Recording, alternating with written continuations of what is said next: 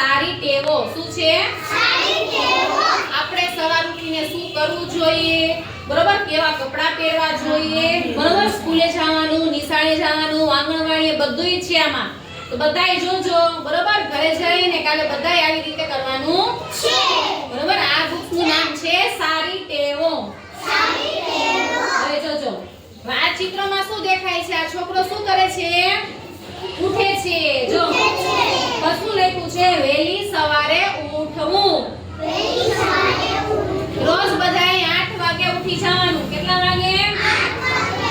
ચલો જો પછી આ ભાઈ શું કરે છે? દેખાય છે તમને? આ છોકરો શું કરે છે? ભગવાનને પ્રાર્થના કરે છે.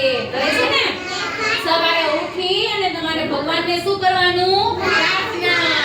Very good. જો પછી આ જો આ ભાઈ શું કરે છે? આમાં શું કરે છે? બ્રશ કરે છે ને? સવારે ઉઠીને બધાએ શું કરવાનું? પહેલા દાંત સાફ કરવાના અને જીભ સાફ કરવાની.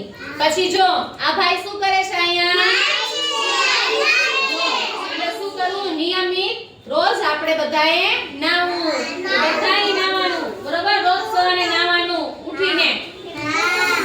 જો પછી શું કરે છે? અહીંયા જો આ ભાઈ ચોખ્ખા કપડાં પહેરે છે, પણ કેવા પહેરે છે? ચોખ્ખા. આપણે રોજ કેવા કપડાં પહેરવાના? ચોખ્ખા. ધોયેલા કપડાં પહેરવાના. કેવા?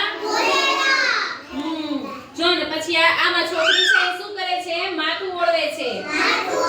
કપડાં પહેરીને શું તૈયાર થવાનું? શું કરવાનું? અને જો છેલ્લા છોકરો શું કરે છે? ક્યાં જાય છે? નિશાળે જાય છે. ક્યાં જાય છે? તમારે બધાએ ક્યાં આવવાનું? તમારે બધાએ ક્યાં આવવાનું? બરાબર, માટે રોજ કાલથી બધાએ સવારે વહેલું ઉઠવાનું, પછી ભગવાનને પ્રાર્થના કરવાની, બ્રશ કરવાનું, પછી નાવાનું અને ચોખ્ખા કપડાં